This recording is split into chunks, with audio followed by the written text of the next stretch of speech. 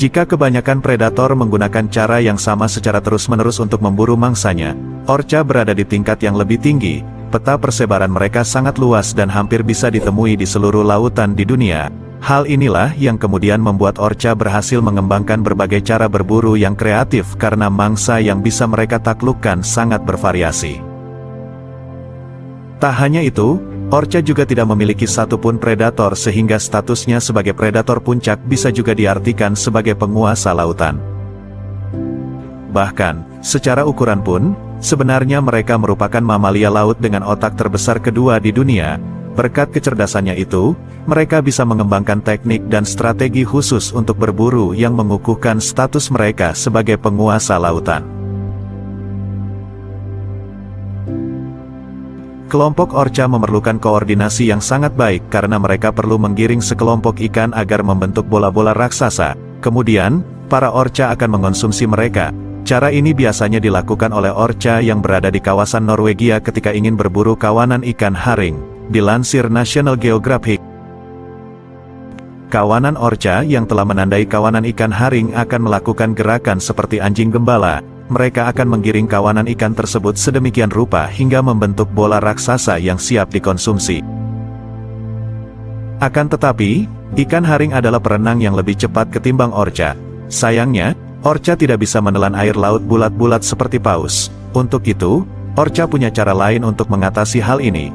Ketika bola-bola kawanan ikan haring itu berhasil terbentuk, kawanan orca akan membagi tugas. Sebagian akan tetap menjaga kawanan ikan haring itu agar tidak kabur dan sebagian lain akan menghantam kawanan ikan dengan sirip ekornya yang kuat.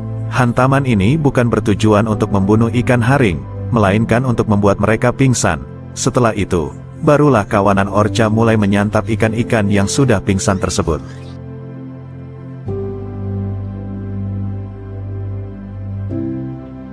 Strategi berburu unik telah dikembangkan oleh kelompok orca yang tinggal di dekat Antarktika. Di sana, buruan utama dari kelompok orca adalah anjing laut ataupun singa laut. Nah, kedua hewan Pinnipedia tersebut memiliki kelebihan untuk kabur ke atas bongkahan es yang pastinya akan menyulitkan kawanan orca untuk memburu mereka. Dilansir Science Alert, kelompok orca bisa menciptakan ombak besar yang mampu mendorong tubuh anjing laut ataupun singa laut yang kabur ke atas bongkahan es agar kembali jatuh ke laut. Mula-mula, kawanan orca akan berenang beriringan dengan badan sedikit miring. Lalu, mereka menciptakan sebuah ombak besar ke arah bongkahan es tempat mangsanya berlindung. Ombak pertama biasanya bertujuan untuk memecah bongkahan es agar targetnya semakin mudah dijatuhkan. Kemudian, pada ombak kedua, kawanan orca akan langsung menargetkannya pada anjing laut atau singa laut itu hingga terjatuh ke air. Setelah itu, mereka akan menerkam sang mangsa hingga akhirnya dikonsumsi bersama-sama.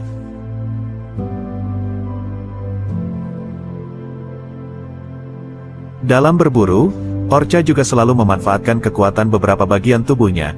Tujuannya agar memudahkan proses perburuan. Salah satu bagian tubuh orca yang cukup berbahaya bagi mangsanya adalah sirip ekornya.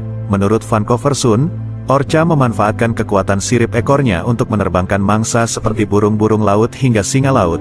Cara ini bisa mereka lakukan secara tiba-tiba ataupun dilakukan setelah mereka berhasil menerkam mangsanya.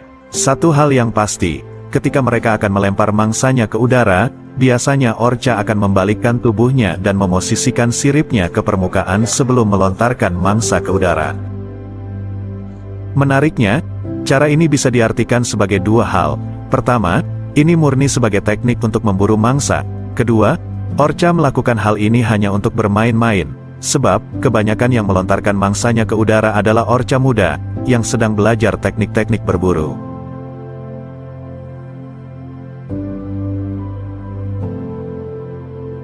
Dari seluruh cara berburu, menerobos hingga ke pantai jelas merupakan cara paling berbahaya bagi orca itu sendiri. Sebab, dengan mengejar mangsanya hingga ke tepi pantai, orca bisa saja terdampar dan mati. Akan tetapi, cara ini tetap sering mereka lakukan untuk berburu, terutama pada singa laut. Dilansir PBS, mula-mula orca akan mengejar singa laut incarannya seperti biasanya. Kemudian, setelah singa laut berhasil kabur dan menepi ke pantai, biasanya orca akan mundur seolah akan segera pergi karena gagal memburu si singa laut. Akan tetapi, gerakan itu nyatanya hanya ancang-ancang bagi orca karena mereka akan menerjang ombak menuju tepi pantai dengan kecepatan penuh. singa laut yang lengah karena merasa sudah aman lantas bisa tertangkap oleh orca di tepi pantai. Hanya saja, gerakan ini perlu perhitungan yang sangat matang dari orca. Jika ia terlalu cepat, ada kemungkinan tubuhnya akan terdampar di pantai. Jika terlalu lamban, jelas mereka tidak akan mencapai targetnya. Nah, setelah berhasil meraih targetnya, orca biasanya akan melakukan gerakan mengepak sirip sambil melompat-lompat agar tubuhnya bisa berputar dan kembali ke lautan.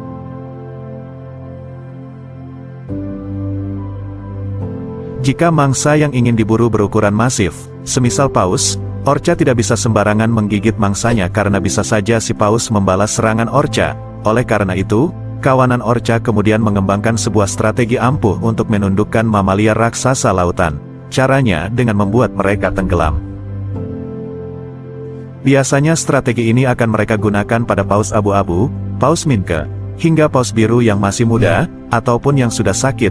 Pertama-tama, kawanan orca akan menabrak tubuh si paus, menggigit siripnya, dan menariknya agar masuk ke dalam laut. Setelah itu, kawanan orca akan berusaha menindih tubuh targetnya supaya bagian lubang sembur paus tidak mencapai permukaan laut. Dari sinilah proses penenggelaman dimulai.